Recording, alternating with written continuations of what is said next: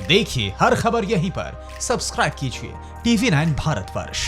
अक्षय मराठे, मुझे या तो इंटरनेशनली ट्रंप याद आते हैं जिन्होंने पहले एक आंकड़ा दे दिया था कि इतना हो सकता है, हमारे यहाँ कैजुअलिटीज उन्होंने बता दी थी।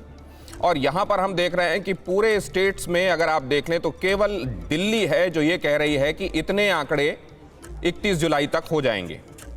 दिल्ली सरकार डरा रही है, खुद डरी हुई है या पल्ला झाड़ना चाहती है?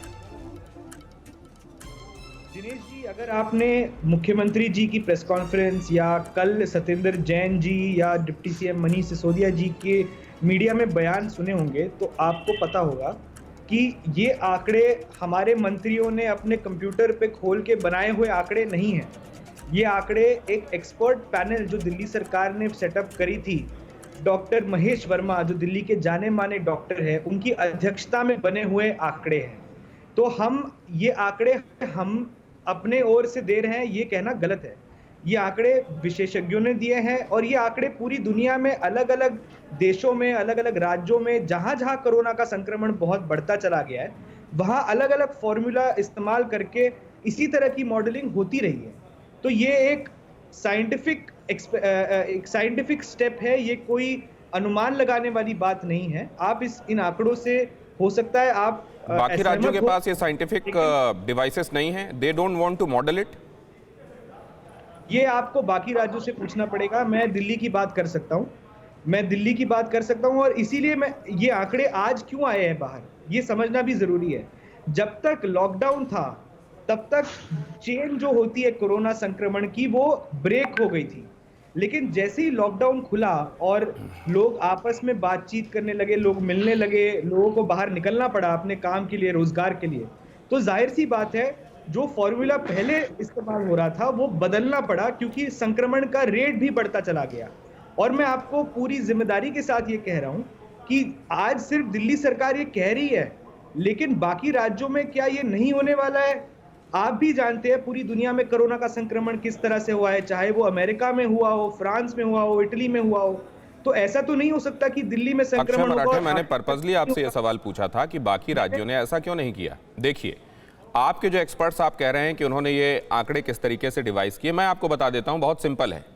डबलिंग रेट के हिसाब से आप निकाल लेते हैं कि कितने दिनों में कितने संभावित मरीज हो सकते हैं, और इसी डबलिंग रेट के हिसाब से आपने निकाला है कि 31 जुलाई तक 5.5 लाख हो सकते हैं।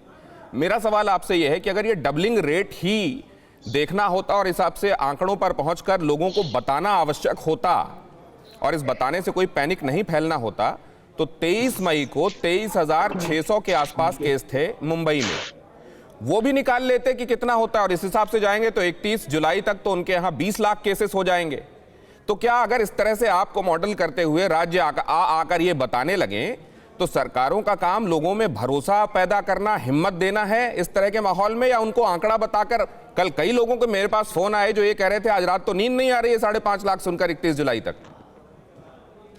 देखिए, कोरोना हमारे मानव इतिहास की सबसे बड़ी विपदा है। अगर हम ये मान के बैठेंगे कि सब कुछ ठीक हो जाएगा, कोरोना चला जाएगा, तो ये तो मानना सही नहीं है। हमें जानना पड़ेगा कितनी बड़ी समस्या, चुनौती हमारे सामने है, हमें इसको स्वीकार करना पड़ेगा, तभी तो हम तैयारियां कर पाएंगे। तो अगर हमने आंकड़े रखे थे तो उसके 2 कारण थे। पहला कारण ये था कि जब दिल्ली सरकार ने ये निर्णय लिया कि दिल्ली के अस्पताल जो है, सरकारी अस्पताल है, उनमें दिल्ली के लोगों की प्राथमिकता होगी, ये जब निर्णय लिया गया तो इन आंकड़ों के बेसिस पर वो निर्णय लिया गया। लेकिन जब एलजी साहब ने वो निर्णय पलटा तो हमने उनसे पूछा कि क्या आपके पास ये आंकड़े नहीं है, क्या आप नहीं जानते कि ये दिल्ली में किस तरह से संक्रमण बढ़ने वाला है? तो हमारे मन में ये चुनौती है, हमें इसकी चिंता है, लेकिन हमें इसका भरोसा भी है कि जिस तरह से आज तक के कोरोना केसेस को डील करने में हम कामयाब रहे हैं, हमारे पास बेड्स हैं। मैं आपको 30 मई का अरविंद केजरीवाल साहब का एक ट्वीट आ रहा हूं, बिल्कुल इसके फौरन बाद आ रहा हूं मित्तल साहब आपके पास। एक पर्सपेक्टिव इनसे ले लेना चाहता हूं ताकि आपके पास आऊं तो वो फिर समझ सकूं ज्यादा अच्छे से। उनके ट्वीट में ये है कि कोरोना से हम 4 कदम आगे हैं, दिल्ली वालों को घबराने की जरूरत नहीं है। लगातार वो ये कहते रहे हैं दिल्ली वालों को घबराने की जरूरत नहीं है, घबराने की जरूरत नहीं है, घबराने की जरूरत नहीं है, हम 4 कदम आगे हैं। और अचानक से आकर अब ये आंकड़ा बताकर आप कह रहे हैं कि ये हमारे पास जो रिसोर्सेस हैं उसके कंपैरिजन में किस तरह का चैलेंज है, ये दिखाने की कोशिश की गई।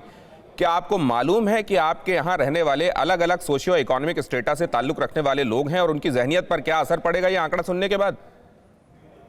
क्या आप चाहते हैं कि एक जिम्मेदार सरकार होने के नाते हम जो हमें चुनौतियां सामने नजर आ रही है वो लोगों के सामने ना रखें? ठीक है। फिक्र आपकी, सोमवार से शुक्रवार रात 9 बजे सिर्फ TV9 भारतवर्ष पर।